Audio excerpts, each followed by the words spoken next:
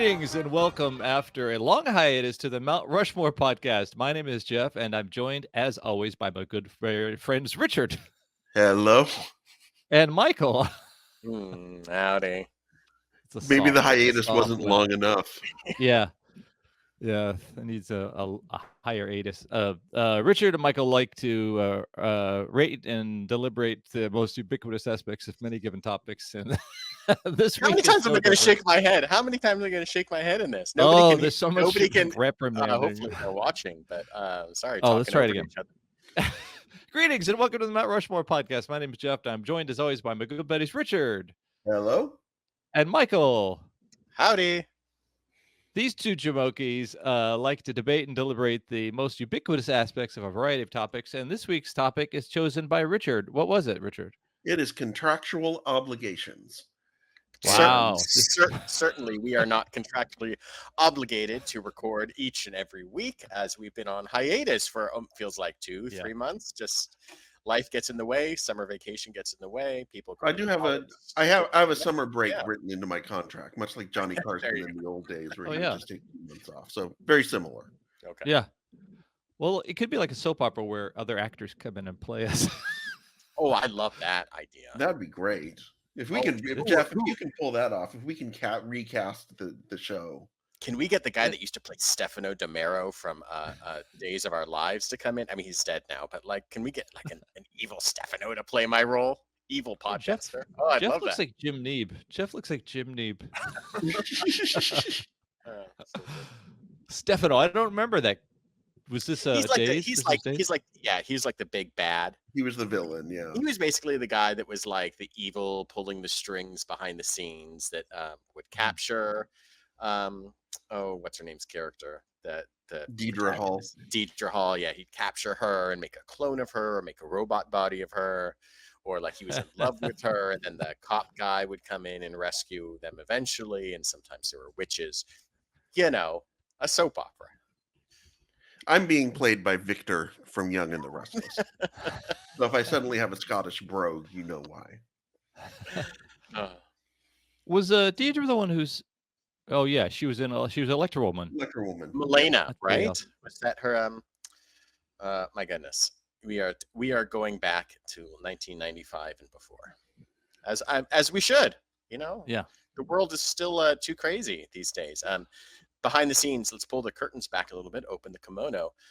We've been kind of so busy with summer vacation, and Jeff finally texted us like, let's get together and let's record. And we were like, of course we shall. This is something we say like almost every week, and then something gets in the way. And then you said something to the likes of, let's record an episode about how this how Kamala Harris is running for president, and remember how fun it was when we jinxed the entire world for the last 4 to 8 years with doing our ever so confident females winning or running for elections podcast in season 1. And boy, did my alarm bells go off, be like, let's never record again. I don't know. Boy, that would. This is almost like Brian Wilson thinking the smile recordings are cursed or something like that. We think we're somehow transgressing.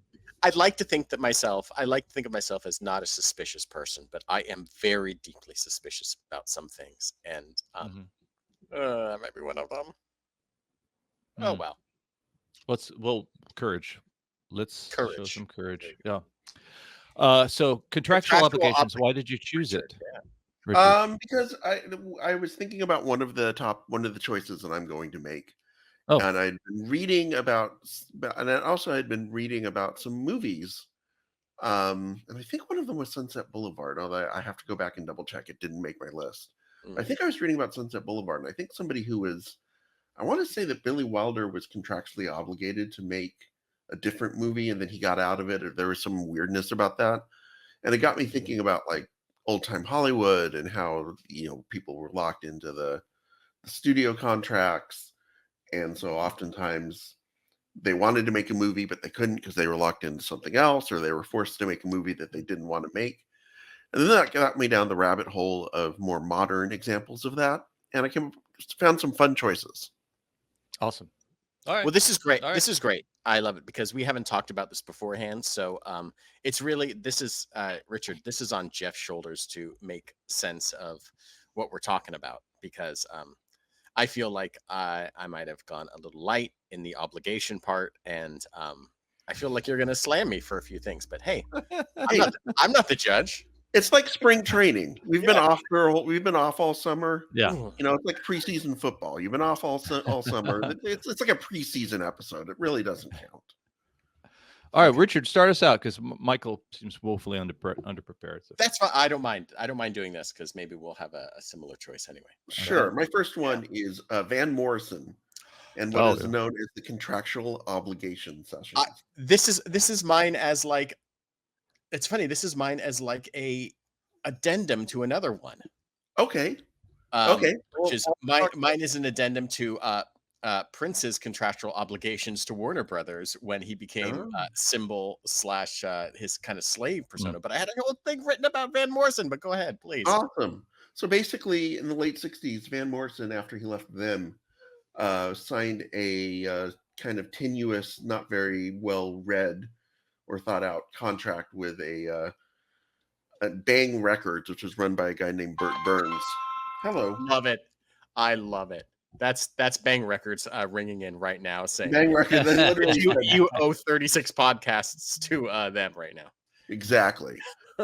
So he had signed with Bang Records. Burt Burns dies. There's a whole sort of backstory of Burt Burns was really mobbed up, and the mob came in and they wanted to take over Bang Records. They were associated with Warner Brothers. Somehow Van Morrison's contract is going to get moved to Warner Brothers, but Burt Burns's widow, who now is running Bang Records, says, no, you have an obligation to do like 30 songs for us still before we let you out of the contract. And Van Morrison is pissed off about this. So he comes into the studio one day and just bangs out 31 songs. And they are 31 of the most ridiculous, tuneless, I don't give a shit. I'll give you just a few examples of the names of the songs. These songs are all clock in about a minute to a minute and a half. Twist and shake, shake and roll, stomp and scream and holler, jump and thump. Hold on, George. The big royalty check. Ringworm. Freaky if you got this far. You say France and I whistle. Blow in your nose in your blow. Want a Danish. Here comes Dumb George. Goodbye, George. Dumb George. Those are just a few of the Van Morrison classics that were recorded on this session. It's him just strumming an acoustic guitar that gets gradually more and more out of tune as the session goes on, and he can't be bothered to even retune it. So it never actually gets released until like years later. It comes out in these compilation albums and kind of these bootleg albums and things like that. And it's just a prime example of, make sure if you're going to sign someone to a contract and you're going to force them to give you a certain amount of product, make sure you specify that there's a level of quality in the product. Because Van Morrison, yes, he was technically obligated to give you 31 songs. He was under no obligation to make them any good. And he went out and did just that. I heard this story on this podcast that that Jeff had clued me into, the history of rock and roll and 500 songs, about Van Morrison. And the host goes down this list just like you did, Richard. And this is when this thing that was like, when I was looking at my choice, this choice for Prince under the same sort of situation where he was paid, he signed with Warner Brothers, or he had this deal previously with Warner Brothers. Then he had this huge hit with Diamonds and Pearls in 1991 that came out. And then they signed him to a $100 million, like 6-album contract. And like you said, he got into this situation where he kind of didn't read the fine print, or maybe he read the fine print, and $100 million is a lot of money, whether it's 2024 or whether it's 1991. And got to a point where he realized that, they're starting to own the things that I write or have written, or wait a second. $100 million glosses over, like at the very top, in very big print as $100 million. And there's like this little fine print that's like, oh yeah, well, basically Warner Brothers is going to own your music. And he got to this point where he really felt affronted that they'd put that in there. And he decided to change his name. And he decided that the albums that he was going to put out were just going to be all pre-recorded things. He didn't even change his name. He changed his name to the unpronounceable symbol. That became what an incredible, I mean, this guy is brilliant and has always been brilliant, but what an incredible marketing rebranding of yourself to something that is impossible to look for, search for, to be associated with anything else. I mean, he's still known as Prince. It's like, you know, he was the artist formerly known as Prince. Yeah, exactly. I mean, it's Prince is still in the name, but it's like Meta World Peace was who was he before he was Ron Artest. Ron Artest. Like, you know, there's some things that kind of work. That was the thing that really worked for him. But basically, he had the same thing where these huge record companies have so much money, and then the thing that they write into it is this control over who you are as a musician and who you are writing music, and you're kind of held under this unfair standard to, well, if I want to make music and I want to get it out there, I have to follow all these rules that someone else is controlling. I think it's like the Taylor Swift thing when she put out her kind of re-releases of music, and I don't know, it defined himself for like a decade before he was, you know, free of it. But I think these artists who are incredibly talented are incredibly talented at spite as well, in a very interesting way, that like, I can make art, but I don't have to make great art. And I think that's what kind of combines the Van Morrisonness and like the Prince-ness of it.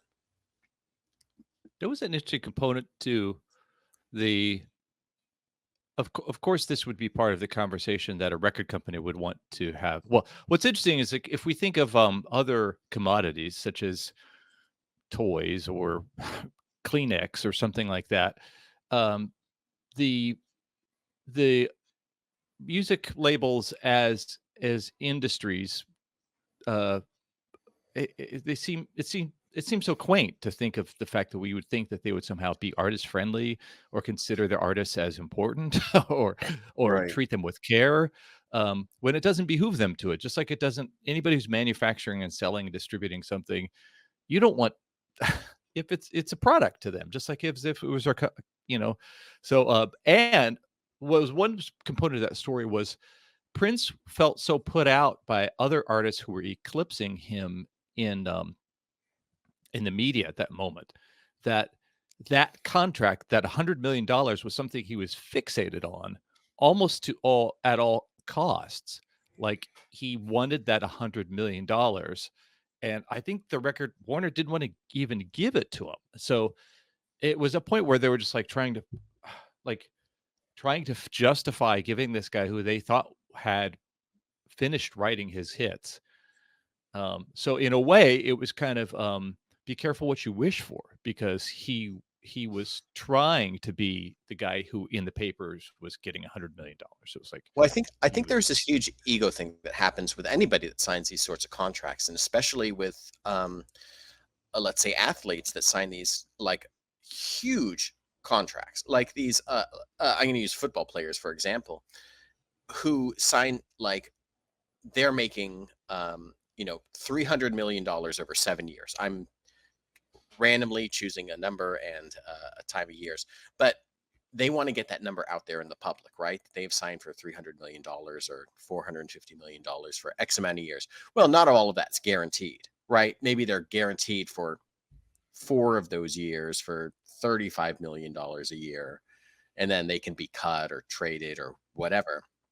But this number that's out there is so astronomically big that it makes you seem more important. There's this huge ego thing, and I'm sure that, just as you said, I'm sure that plays into it, where no one else signed for that. It's not like Yeah. Michael Jackson signed for that. I'm sure that was his number one, or, you know, there was 3 at the time, right? It was Michael Jackson and Madonna and Prince that were the biggest pop stars of 1991. Like, was Madonna signing for anything as big as that? I don't know. Probably it was close. Was Michael Jackson? Probably it was close. I mean, the guy bought, you know, Paul McCartney's life's work. Talk about a bum deal there. But like, these people have so much money, but the ego behind the, you know, the headline, I'm sure, drives so much of it. Yeah. The Burt Burns Van Morrison story is funny because I think this was on that same podcast where they're saying because Van Morrison had behaved so poorly, they were trying to threaten Van to get back into the recording studio by touting this new recording artist named Neil Diamond, who they had in the stable. And Diamond had written songs that were recorded and had been top tens. But they were getting him in the studio. And so they were trying to scare Van Morrison by saying, we got this kid, Neil Diamond, is going to blow you off the face of the earth. And Van Morrison didn't give a crap. But then the same strong arm tactics that they use for, Burt Burns was mob adjacent, but there's a guy named Morris Levy who was mob 100%, who, when I think it was basically I think the label that basically used Morris Levy to chase off the Burt Burns mob ties, because Morris Levy was the guy who the record companies, he would rip off the record companies all the time by reprinting their singles, reprinting their reselling their music, and they wouldn't do anything about it because they knew when they wanted Morris Levy to go blow up a warehouse or kill somebody, he would do it for them. So the people that Burns was involved with were out Guidoed by the Morris Levy. Levy. Sure. Yeah. A little PS on all of this about Van Morrison. Maybe 25 years ago, Van Morrison was the number one enemy of me when I was looking for like Morrissey CDs at the local, like record shop. It was always like, oh, come on, get this guy out of the way. I need this other asshole. I need this music by this other terrible person. That's hilarious. That was the Van Halen lover for me was peeved. Okay, so I guess that's Richard's second now. Yeah, my second choice is Whoopi Goldberg in the Oscar winner, Whoopi Goldberg in the cinematic blockbuster Theodore Rex. Oh, the Whoopi cinematic universe. Yes. Okay. Yes. So the short story behind this is that Whoopi Goldberg was attached to take part in this movie. And here's the plot. It's a buddy cop film set in a futuristic alternate universe where dinosaurs and humans work together. And the dinosaurs are anthropomorphic and can talk and can communicate with them. And so it's her and a T-Rex cop buddy. I can't see where this would go wrong. Love this. And she agreed to do it. They got the funding for it. It was budgeted at about $35 million. And then right around the time that they were getting ready to start shooting, she stopped answering the phone calls, and the agent started getting, well, she's going to need more time. She's working on this. Long story short, she got cold feet and tried to get out of it by saying that she never actually agreed to do it. Lawsuits went around. The producer sued her for $20 million. It turns out that one of the producers actually had a answering machine recording of a conversation that they had where she said that she was 100% committed to doing the film. So at that point, the judge in the lawsuit said, maybe Miss Goldberg, it would be a good idea for you to come up with a settlement here. So she agreed to do the movie. They increased her salary by a couple of $1 million and gave her some profit sharing. And was miserable the entire time on the set because she is now making a movie that she has been forced by law to make. And also, did I mention it's a buddy cop dinosaur film? So she knows it's a terrible movie. She's stuck doing it. She doesn't want to be there. She refers to the producer as motherfucker and that's the only thing that she'll refer to him as during the entire production of the movie. It gets made, and New Line decides, what did we get ourselves into? And decides to release it straight to video at $35 million. At the time, it was the highest budgeted film ever to go straight to video. And I have seen parts of it. And brother, let me tell you, it's as bad as you think it would be. Look at the sneakers on Theodore Rex. Mr. Theodore Rex has some kicks on him. And Whoopi Goldberg is wearing like this skin tight, like leather outfit. It's very bordering on Rosie O'Donnell and Exit to Eden, or whatever that the S&M comedy. Yeah, she was in some bondage gear in that. Yeah, so we're bordering on that territory. It's not good, and it's a good lesson, I think, for all aspiring filmmakers.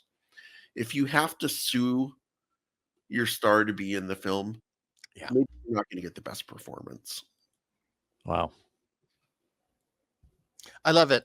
I've watched over the last 6 months the movie Baby's Day Out more times than I can. Listen, my son watches we just watched Avengers Endgame. He's gotten through like the first half of these Marvel movies. Like we watched the Superman or Spider-Man Far From Home movie. He's watching these huge action blockbusters, and then A Tale of Two Kids. On the other side of things, he loves Baby's Day Out, which stars like Joey Pants, Joe Pantoliano, and Joe Montana. And like, it's a story about a baby that crawls around the city and gets these gangsters, kidnappers into hilarious Home Alone type situations, and cost like $100 million to make. For some reason, I don't know where the money is gone, but people make wild choices and sign up for wild things at interesting points in their lives. And at some point you're just like, at some point you're either Christopher Walken and you just accept everything and do everything and are fine with everything and don't need to look down upon it. You're just like, I'm just in the Country Bears movie. This is what I do now. I'm also Pulp Fiction, and I can do, and I'm now, guess what? I'm the Emperor of the Universe in Dune. I can do it all, and it's fine, and don't worry about it. And sometimes you're like, yeah, but what's this gonna, like, she could have just put it out and it could have been fine, and maybe it would have made his money back at some point. But then once you start thinking you're bigger than, I don't know, she is a pretty big movie star at the time, but like once you like, I think all of these things have like this sense of ego in hand, right? Prince and Whoopi Goldberg and Van Morrison. This, I'm bigger than money, or this money is me and I'm bigger than all of this, really comes to bite him in the ass when you don't know what you're agreeing to. And I think that's what these contracts all come down to, is like, I don't know what I agreed to or I did, and all of a sudden I gotta read the fine print. It really is a call for like lawyers and being like, oh, you just need a good lawyer to do all this stuff. I'm curious to know if some of our choices have the context which changed. So like I think, was it Bill Murray who agreed to do Garfield because there was somebody named Cohen directing it or something, and he thought it was one of the Coen brothers. Ethan Cohen, but it's spelled Cohen instead of Caen. And that was just a dumb mistake. But I think in some of these, in the development process, I think sometimes these ships lose their captain and they're taken over by the crew, and they go off into a place where the person realizes, oh, I didn't have a codicil in my contract that said, if the script if it goes off the rails, I can't abandon ship. I'm stuck on it. So, well, the Garfield thing is wild, because is that like what you mentioned, or is it because Lorenzo Music, the guy that did the voice for Garfield, was the same person that did the voice for Peter Venkman in the Ghostbusters cartoon? Oh, is that right? And was Mr. was he trying to just get back? Was Yeah. he trying to get back at reclaiming his own voice at someone who knows what goes into all of this stuff? Yeah. Very curious. Okay, so what's your second one, Michael? My second one is also a fine print thing. It is the fine print in the contract that Charlie Bucket signs in the book, the book and the movie. It's either Willy Wonka in the Chocolate Factory or Charlie in the Chocolate Factory. But I always think of this scene at the very end of the movie of Willy Wonka in the Chocolate Factory, where all the kids have disappointed Mr. Willy Wonka, and they're sitting in this office that is half built. Everything's in halves except for this contract. And he pulls out this contract, or maybe even the contract is cut in half and everything. And he's just reading through it, all the things that these kids and these parents have agreed to and not to earn whatever it is they're trying to earn, whether it's this lifetime supply of chocolate or what they don't really know is the main prize, this the ownership and the running of the factory itself. And he's reading down and he's so angry, and he's like, etc., etc., you agreed to all of this, and then you broke the law, you broke the contract by drinking this fizzy lifting drink that takes him and Grandpa Joe up to the ceiling. And then he realizes he's lost, and then he still, like, does the good thing and turns in the everlasting gobstopper and, like, resolves the contract. Like, the being honest within a contract sort of thing is the thing that kind of absolves him of his childhood sin of just wanting to do this thing and whatever. But just that moment of, like, contract dispute, basically it all came down to, like, oh, either you read the fine print or you didn't, you agreed to this thing or you didn't, and you're willing to give up your fortune and your riches via honesty versus and being just a good person is just such a touching moment in that movie. And I don't think it's quite in the book that way. Maybe it is. I don't know. I've read the book recently with Felix, but so much of watching a movie clouds what you read as a kid or read on the page. And the idea of, like, the contractual obligation to follow all the rules of a candy factory for a kid, that it seems like it's impossible. It seems like the hardest task in the world is not to try all the things, even though the person with the crazy hat and the crazy clothes has said, oh, touch anything, try everything, well, except for that one thing. It's like a very kind of a devil's bargain sort of aspect to it all, where it's like, you can do everything. You mentioned it really softly, and then but of course he absolves himself. Like, he's able to break the contract because of just a sense of goodness rather than a sense of I don't know. Grandpa Joe in the end of the movie is kind of like, let's just steal this thing, let's just give it to a Slugworth, and then all of us, and then but the kid's like, you know what, I know what I signed up for, and it would not be fair. And the person that says it would not be fair is, in this case, ultimately the person that wins the big prize. That is really interesting. I think Charlie recognizes Wonka as a lonely child who is looking for friendship, family, legacy, all that stuff. And I think of, like, some of the previous choices, entertainers. These people, we pay them to be children. We pay them to be indulgent children. And it's that place where ego kind of hoists them on their petards financially, I think is really interesting. And that ultimately, I think contracts are there to protect corporations against loss and to things like that. But I think amongst entertainers, they're usually to kind of retain value and retain. I think of, like, maybe we'll get into the Van Halen, notorious Van Halen backline writer, Yeah.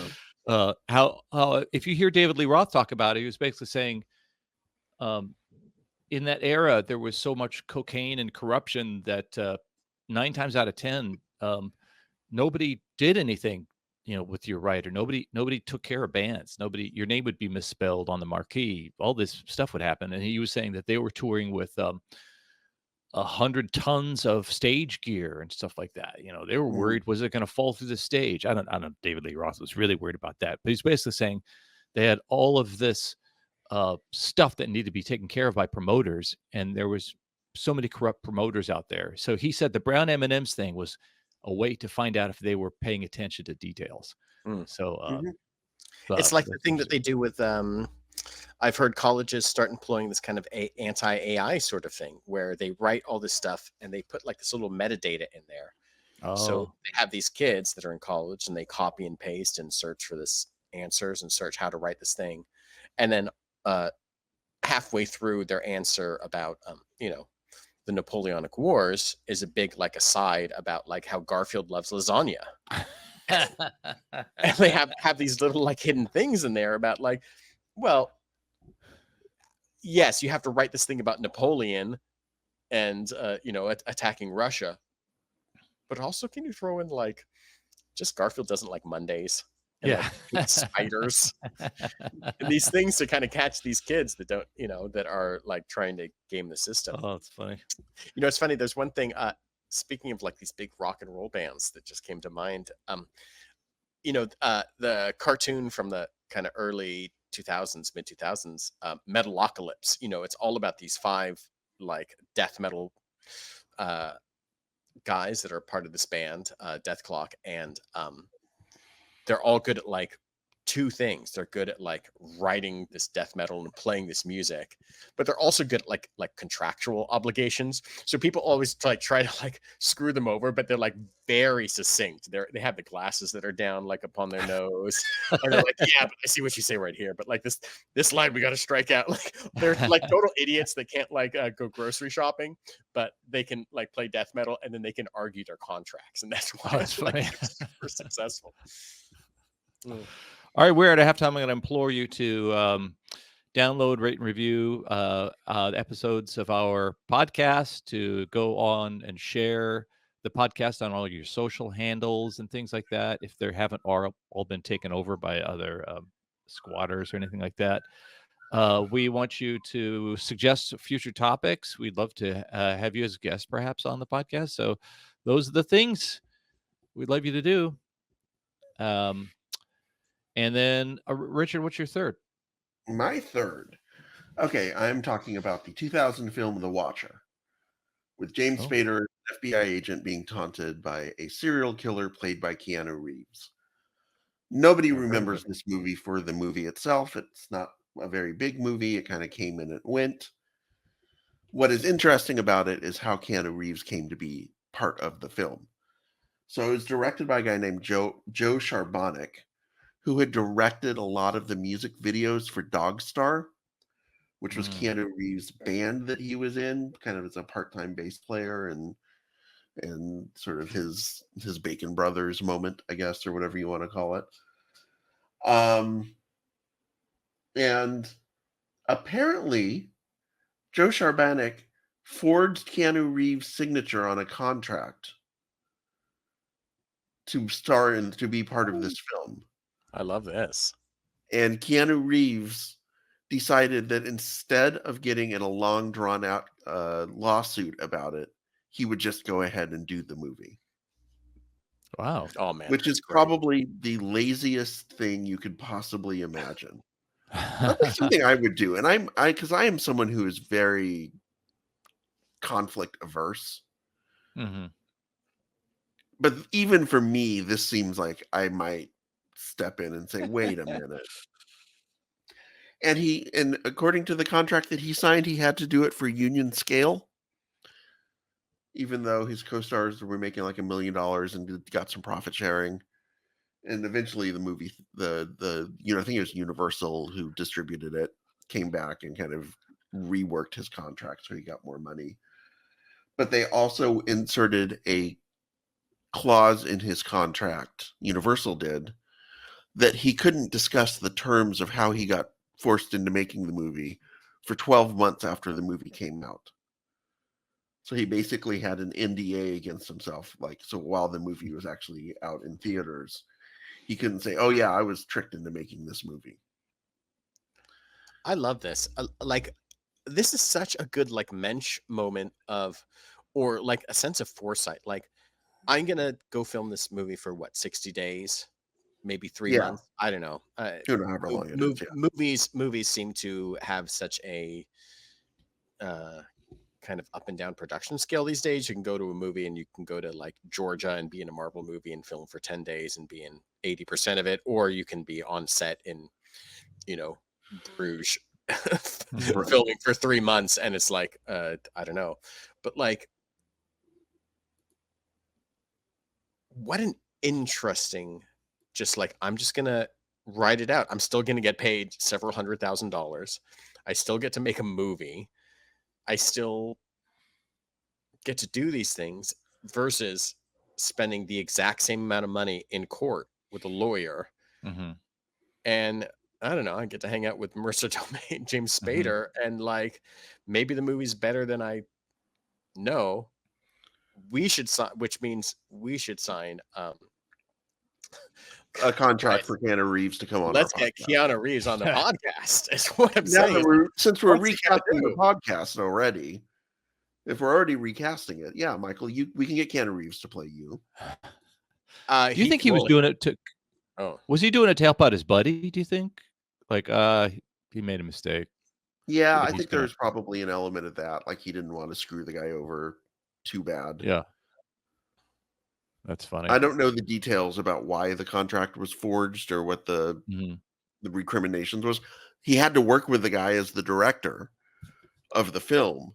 So that must have been awkward. Yeah. You know? Jeez. You know, I've seen him. He's a pretty chill dude. He's fine. Yeah. He's moved on. Does he think about the watcher? Like, you know, there are probably movies and music that you think about every day for the rest of your life, right?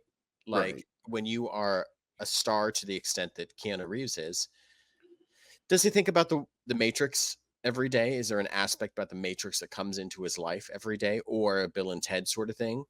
Probably small things, or I don't know. Is there a thing that has come up about him, about the Watcher, ever in the 24 years? Probably never. And so like, man, to be in that the luxury of your life to have moved on from months of your life is wild. I still think about the mistakes I made during kickball, like on a weekly basis. 2007. Oh my God, let's go down the list of things that terrible. Anyway, Michael, your third choice. My third choice is Mr. Bobby Bonilla, baseball player for the New York Mets. And it's not about his contract per se or the obligations that he had. It's more about the obligations that the team made to him for his deferment. So every July 1st, the New York Mets pay Bobby Bonilla $1.9 million or around there. It used to be $1 million, but it's kind of gone up over the years. But Bobby Bonilla was a baseball player that originally played with the Chicago White Sox, and then he moved to the Pittsburgh Pirates. And then in the kind of mid 90s or early 90s, he signed a contract to play for the New York Mets. And he did, and he played, and he like came off like multiple all-star seasons, and he's a big player, and he played for them for like 4 or 5 years, and then eventually was shipped off to play for, I don't know, probably like the like a Florida team. Probably played. He went to the Marlins. Yeah, the Marlins. That seems about right. And then in 1999, he was re-signed to come play with the Mets, or they picked up his contract, or was traded or something. And then he signed this contract with them, and the contract was to pick up, I don't know, $5.9 million. But the people in power at the time, the Wilpons, were deep into like this Bernie Madoff. I think maybe Bernie Madoff might have been part of the ownership. They're part of like this kind of, pyramid scheme, Bernie Madoff, all that trouble in the 90s sort of situation. So they were trying to defer how much money they paid for him. So he and his team kind of wisely was like, okay, we'll defer the payments of your contract from like 2015 to 2035 or something like that for like $1 million a year. But the interest kept growing. Well, every year for the past almost like 15 years is like Bobby Bonilla Day every July 1st. Yes, everyone celebrates it. Basically, everybody celebrates this incredible, at the time, kind of contract. He gets like $1 million, almost $2 million because of interest and everything every year, and will for the next 10 years, 11 years, to pay off this thing that he signed up for just to be a baseball player. That wasn't that much money. I mean, you'd think that at some point someone would have come in and would have said, let's just pay him off. Let's just write it off. We'll get done with the interest. It's going to cost us $6 million. That feels like nothing. Like a middle reliever costs 2 times that much money to pay to play, half the season. But Bobby Bonilla Day every year, $1 million is like, can you imagine how? And it seems to be this weird thing that's celebrated, and it's this very interesting aspect of contracts and what you agree to pay and what you think is a good idea at the time that comes back to bite you. I mean, I think this all comes to head, Richard, especially with like Shohei Ohtani playing for the Dodgers, signed for $700 million for 10 years, which is the craziest amount of money you can think of. But he basically also postponed most of that. So he takes $2 million a year, and then in like 10 years is going to collect this massive amount of money, which, boy, did he learn from Bobby Bonilla. And that is going to be a lot of money that the Dodgers just like, we'll just get some championships in then. And this guy is on pace to hit 50 home runs and steal 50 bases. So what do we care? It's just money. Is the funniest part the Madoff thing? Because they were. Oh, for sure. They wanted to go put money into a Ponzi scheme. Yeah. Yeah, that's the funniest part, is that they're just like, well, let's just kick this can down the road. These rich people love to kick the can down the road because they'll always have money, so it doesn't matter. Right. Yeah. All right. Your final one, Richard. All right. It wouldn't be a Mount Rushmore recording session if we didn't shoehorn wrestling into it at some point. So, but this is the unique intersection of wrestling and filmmaking. I'm talking about the David Arquette film Ready to Rumble. Where as part of because this was a movie that was, I guess it was a Warner Brothers film, but it was tied up with Turner, who also owned WCW, the wrestling organization. And they did a lot of cross promotion. The WCW wrestlers were involved in the movie. And they did cross promotion where David Arquette became involved in an angle for the world title. And they basically decided, what would get great publicity for both the movie and for WCW? What if well-known actor David Arquette won the world championship? Now, David Arquette was a huge wrestling fan. It's one of the reasons why the movie got made. And he thought this was a terrible idea. He thought it would be disrespectful to wrestling. There's no reason that someone who's not a wrestler should be winning the world title. But it turns out, as part of his contractual obligation to promote the film, he had to go along with it. Oh, geez. So they literally worked. Listen, this is the same company that had Jay Leno delivering forearms to Hulk Hogan. Yeah. So their choices on what they decide to do is really super suspect.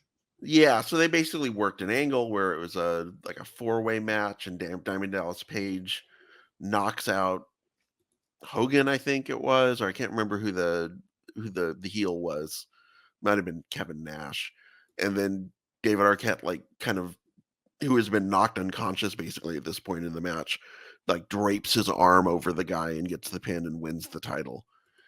And a lot of people say that was kind of the beginning of the death knell for WCW, that like any credibility that it had with wrestling fans just went completely down the toilet when they put David Arquette as their champion. And I just find it, to me, this is one of those, I think it's an example of when people sort of brainstorm an idea and they don't listen to the one person they should be listening to.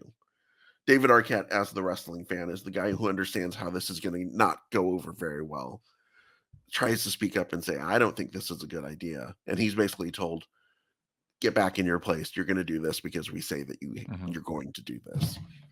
And it's just an example of, sometimes even though the contract might state that you should do this, someone needs to jump in and say, this is not such a great idea.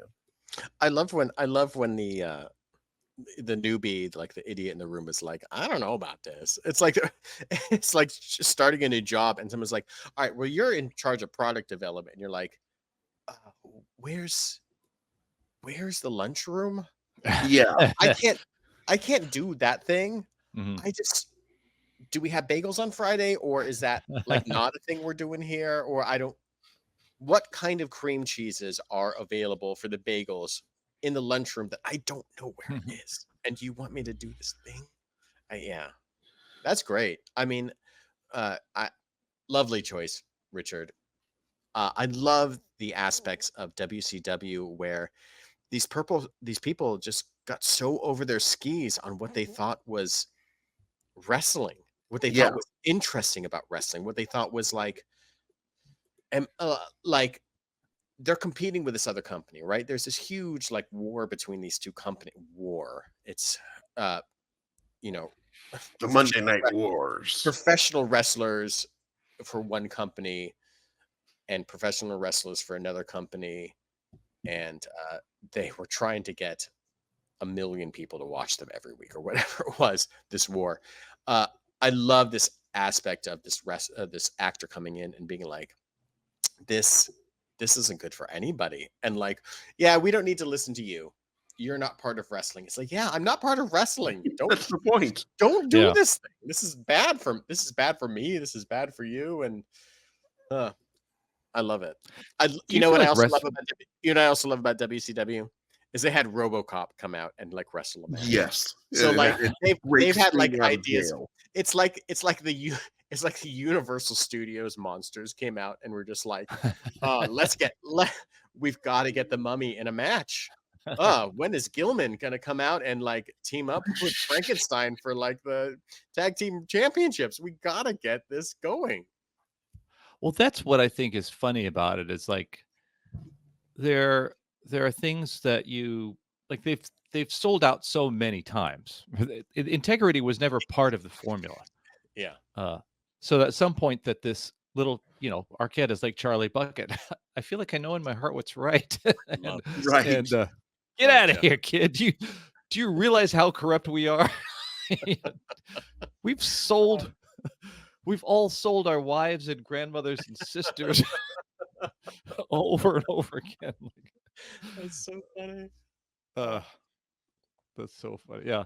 The Arquettes fascinate me because like they're David is like third generation, I think, like Charlie Weaver.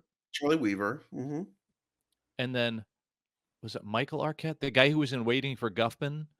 In Waiting for Guffman, there's kind of an old man who's like sitting around a campfire. Yeah. That's Charlie Weaver's, Clifford Arquette's son, who was in Entertainment, and that's Rosanna and David and Patricia's. So these 3 generations of mediocre performers, they're the Hollywood legacy of not very great performers, but they're fine. They're fine. They're the RC Cola. They're the RC Cola of entertainment. They're not going away. They're not getting above the 1-2 status, but no, people still buy RC. That's right. Sure. Yeah, I think RC Cola's on the fountain at Tom's Diner or where that place, the place on Cahuenga, not the NoHo Diner, not Tommy's, but I think it's called Tom's Diner 32 or something like that. Oh, sure, yeah, Cahuenga, but the fake Tommy's. Yeah. For our big Okay. Cahuenga heads out there. Yeah, out there. We're talking RC Cola. We're talking Arquettes. Was Tom's diagonal from Circus Liquors? I don't know. I messed it up. No, are you thinking of like Tommy's Burgers, like the chili burger No, place? Because there's over Tom's. on Laurel Canyon. Tom's I love that Diner. we've turned off the entire audience is just Yeah.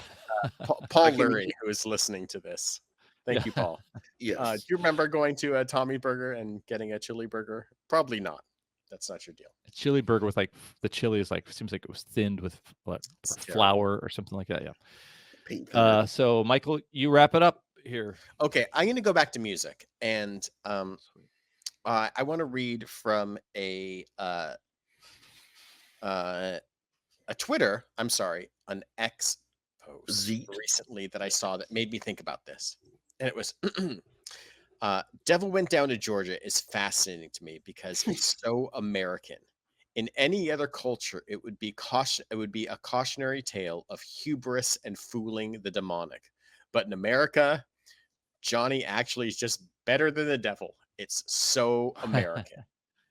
So I want to talk about this idea of The Devil Went Down to Georgia, the song by the Charlie Daniels Band, about this guy who meets the devil, and the devil challenges him to like a fiddle off, basically. Yeah. A Bernie Madoff and a fiddle off where he's like, listen, I'm kind of running behind on collecting souls, which is also so American. Even like the devil like can't make his back payments. He hasn't paid like the soul company for how much souls he owes. He's just like, I'm running behind, so he's got to make this other extra. He's got to make a bet. He's got to make a bargain. And the devil is fooled by this guy that is just better than him, and he calls him down. He brings all his huge demonic band, and they play, and the contract is you're gonna play, and if you're not better than me, based on, I don't know, there's no judge.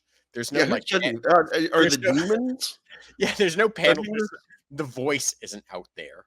It's not like it's not like there is like a reality show that's out there being like, it's not my thing, dog. There's no one out there that's judging other than your internal knowledge of like, oh, I know what's better. And then this Johnny kid is just out there, and he's just like, all right, that was pretty good. How about this? And he just, fiddles his ass off, and the devil gets beaten as he does. And the idea of like a contract with the devil, this Faustian bargain, this thing where you go out and you make you agree to an impossible contract that you should not win, and that someone does win. And there's aspects of it in popular culture like the I wrote it down. Sorry, I can't remember his name. Robert Johnson, the kind of the myth of Robert Johnson concording with the devil and gaining all of his being able to go play the blues for the rest of his life, or like the ridiculousness of it with like Tenacious D coming out and beating the devil with not their song but another band song is so perfect. But the idea of trying to beat like the second most powerful being in the universe by playing music and agreeing to a contract with it, and like there's no real like the devil really should have had like more like fine detail, like in Willy Wonka. It should have been, you can beat me, but like with all these other things, that the hubris of the devil that he can just beat anybody, and then he comes across this guy that just plays a fiddle really good is great. It's very, and I really love that quote. It's very American. This sense of I can do it no matter what, in spite of all this other shit in front of me. I just thought it was great. Yeah. The devil's fiddle solo is better than Johnny's, right? Probably. I mean, it's this badass within the music. Well, doesn't he have like the demonic band? Yeah. Yeah, it's almost like this heavy metal, like guitar solo, but played on a fiddle. It's a lot more interesting than whatever Johnny is doing. This is this kind of like your standard stock country fiddle solo. The Devil should have won. Was the Devil in the tank for this one? Did he tank this on purpose? I don't know. There's some sort of deeper ulterior motive that the Devil has. Is he planning to set Johnny up for an even bigger fall later on? Yeah, there are Devil 1-year plans and Devil 5-year plans and Devil 50-year plans. Yeah, this seems like this is a long con. That's what maybe it's a Devil 50-year, 100-year plan. You're probably right.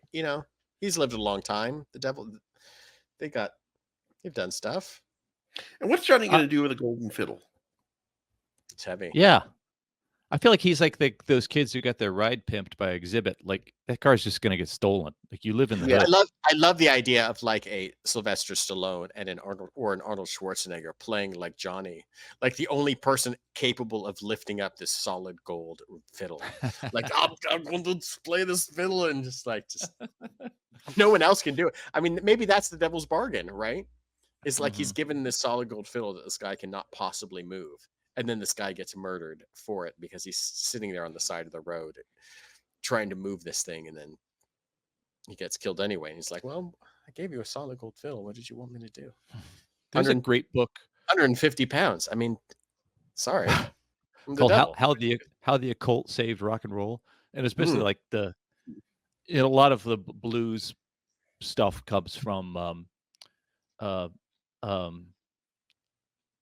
legend and myth and witchcraft and hoodoo and all that stuff. There's a lot of Mississippi kind of bayou and Louisiana kind of voodoo stuff churning up in blues. But then like Zeppelin and the Stones and Alice Cooper, in the late 60s and 70s start coming in with all this occult stuff. And it kind of brings back the edge to a lot of rock. And it's so weird to think that even country got hit with that stuff, like Charlie Daniels band, stuff like, hey, let's make a song about the devil.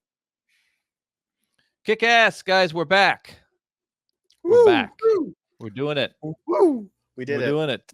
All right. Shake and bake. There we go. Shake and bake. This was the Mount Rushmore of contractual obligations. I'm going to go with Whoopi Goldberg, Theodore Rex. Going to go with Ready to Rumble. Going to go with Charlie and the Chocolate Factory. And because we love him, our boy Prince and the Warner Brothers. There's a great... this is the Slate podcast where they talk about Prince and Tom Petty. Both had just fuck my label. My label's screwing me over. And it's a point where man, when you don't want to be Prince anymore, you want to change your name. Like shit, Prince seemed like the funnest person you could possibly be in the universe. Right. Like who else is getting more everything than Prince? Prince don't want to be Prince? Oh man. Maybe life isn't so great after all. Boys, we'll talk soon. This has been the Mount Rushmore of the thing that we do. I'm always Jeff. I'm Richard. I'm Michael.